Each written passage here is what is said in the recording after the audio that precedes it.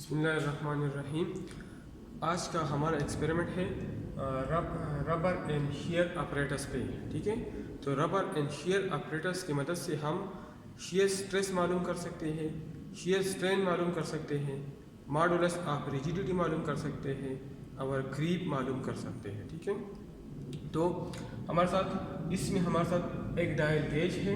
Dial gauge में एक small dial है, ठीक है, इधर छोटा डायल है, ठीक है, एक लार्ज डायल है। ठीक है, तो लार्ज डायल पे अगर जो नीडल है, लार्ज डायल पे जो नीडल है, अगर ये एक कंप्लीट रोटेशन पूरा कर ले तो हमारे साथ स्मॉल डायल पे 1 मिलीमीटर डिफ्लेक्शन आता है।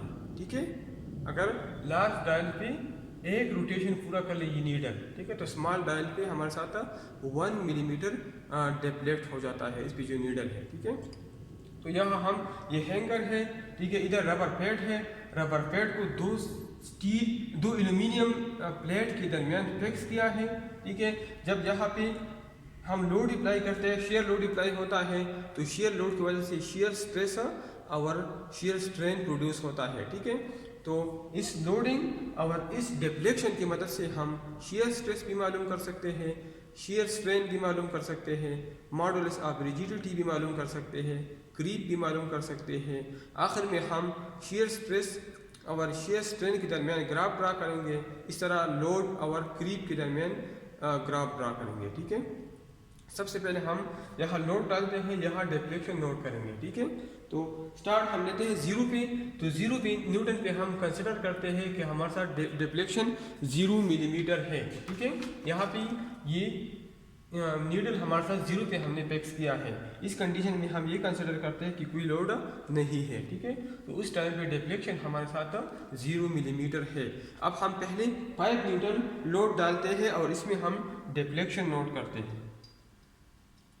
ठीक है, तो जब हम 5 न्यूटन लोड डाल लें, ठीक है, तो इसमें डिफ्लेक्शन आता है 0.06 मिलीमीटर। ठीक है, इधर आपको नजर आएगा हमारे साथ 5 न्यूटन पे डिफ्लेक्शन हमारे साथ इधर आता है 0.06 मिलीमीटर। ठीक है, अब हम इंक्रीज करते हैं लोड को 10 न्यूटन तक और फिर डिफ्लेक्शन नोट करते हैं, तो इस पे हमारे साथ 0.15 मिलीमीटर। ठीक है, इधर आप अगर देख लें तो हमारे साथ 10 न्यूटन लोड पे डिफ्लेक्शन लोडिंग कंडीशन में 0.15 मिलीमीटर है। ठीक है, इसी तरह लोड फर्दर इंक्रीज करते हैं 15 न्यूटन तक, तो 15 न्यूटन पे हमारे साथ डिफ्लेक्शन है 0.30, ठीक है, 0.30 मिलीमीटर। ठीक है, तो इधर हमारे साथ डिफ्लेक्शन है 0.30 मिलीमीटर। ठीक है, अब हम लोड फर्दर इंक्रीज करते हैं 20 मिलीमीटर तक और 20 मिलीमीटर पे हम लेते हैं, तो 20 मिलीमीटर पे हमारे साथ डिफ्लेक्शन है 0.41 मिलीमीटर। ठीक है, 20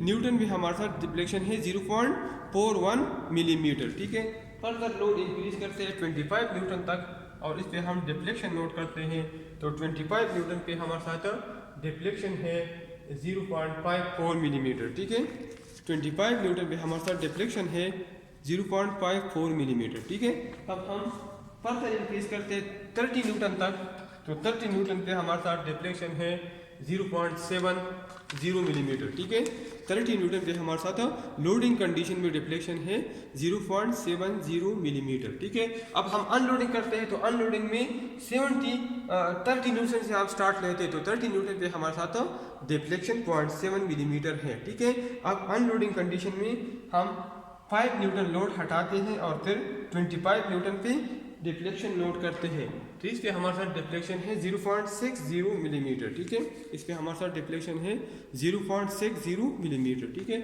अब फर्दर लोड हटाते हैं 20 न्यूटन पे नोट करते हैं, तो 20 न्यूटन पे हमारे साथ डिफ्लेक्शन है 0.56 मिलीमीटर। ठीक है, 20 न्यूटन पे अनलोडिंग में डिफ्लेक्शन है 0.56 मिलीमीटर। ठीक है, इस तरह फर्दर लोड हटाते हैं 15 न्यूटन पे हमारे साथ डिफ्लेक्शन नोट करते हैं, तो 15 न्यूटन पे डिफ्लेक्शन है 0.35 मिलीमीटर। ठीक है, 10, 20, 30, 35, 0.35 मिलीमीटर। ठीक है, तो 15 न्यूटन पे हमारे साथ डिफ्लेक्शन है 0.35 मिलीमीटर। ठीक है, अब फर्दर लोड हटाते हैं 10 न्यूटन करते हैं अगर नोट करते हैं तो हमारे साथ इस पे डिफ्लेक्शन है 0.30 मिलीमीटर, ठीक है।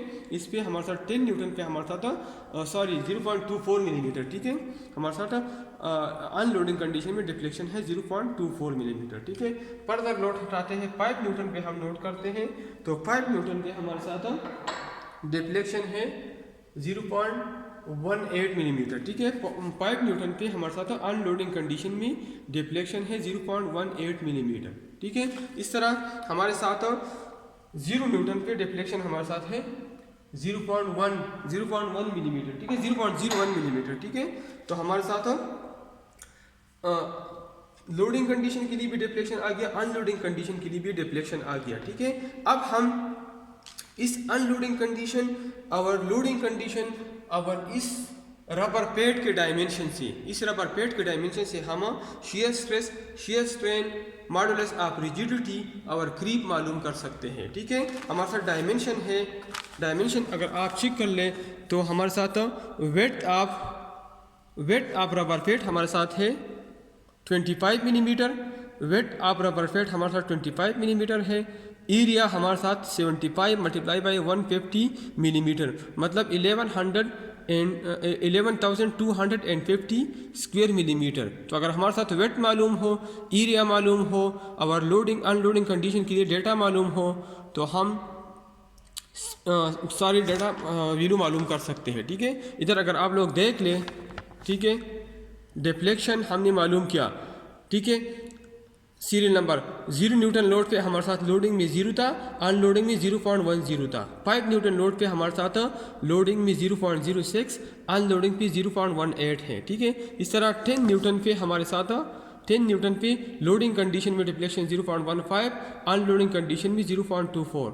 इस तरह 15 न्यूटन पे लोडिंग कंडीशन में 0.30, अनलोडिंग में 0.35, ठीक है। इस तरह 20 न्यूटन पे लोडिंग कंडीशन में डिफ्लेक्शन 0.41 और अनलोडिंग पे 0.56।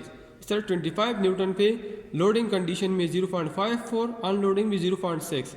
इस तरह 30 न्यूटन पे लोडिंग कंडीशन पे 0.7 और अनलोडिंग पे भी 0.7 है, ठीक है। तो इससे हम सबसे पहले शियर स्ट्रेस मालूम करते हैं। तो शियर स्ट्रेस बराबर है लोड पर एरिया के, ठीक है। तो एरिया भी मैंने आपको बता दिया 11,250 न्यूटन पर स्क्वायर मिलीमीटर है, ठीक है, रबर पैड का।